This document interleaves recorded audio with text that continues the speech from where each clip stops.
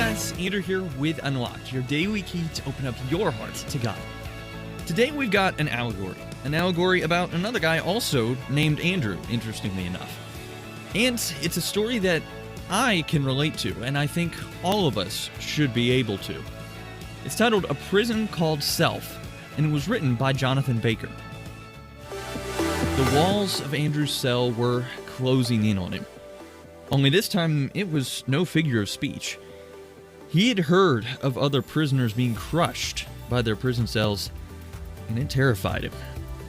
Since he was a boy, Andrew had never known anything but the prison of self. He had been born there, along with everyone else who comes into this world. From ancient times, this dungeon had housed countless people, young and old, rich and poor. But now, for Andrew at least, time had run out. Andrew screamed for help as he huddled in the middle of the shrinking chamber. From experience, he knew the walls were soundproof, so it was useless to call for aid. He was truly alone. Andrew began to picture the moment when the walls squeezed together for the last time, but it was too horrible to even imagine. He tried the door again, but it was locked and wouldn't budge. Before this, Andrew lived in 3 different sections of the prison of self. He began in the block called self-righteousness. Considering himself to be a good person, he refused to admit he'd ever done wrong. In his pride, he hated correction and considered it weak to be meek or humble. But after a while, he grew tired of always acting good and transferred to the ward of Self-Indulgence. That block had large, beautiful rooms filled with luxuries, modern conveniences, and entertainments of all kinds. For a time, Andrew enjoyed himself there, but soon found that his lavish room was still a prison cell. Every morning, he got up to a day of hard labor. For self is a terrible master. And every night, he returned to the confines of his cell. Now he was in his third and final cell. Self-pity. Dimly lit and, well, frankly, depressing. And it was starting to crush him. Would it all end like this? Did nobody care?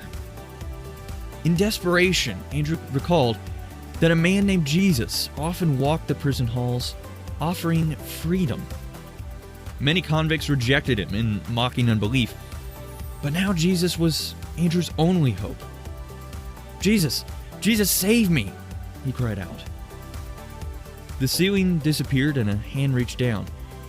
Andrew grabbed it and was pulled out, just as the walls closed with a crash. Beyond the borders of self lies a vast country with wide plains, mighty rushing rivers, and peaceful woodlands. This is the country of the Christ life, and all who have been rescued from self may freely enjoy this good land. Andrew has. So let's talk about this. Obviously, again, this is an allegory, but it unpacks some amazing truths of God's Word. Take a look at Proverbs chapter 29, verse 25, and 1 Timothy chapter 6, verse 9.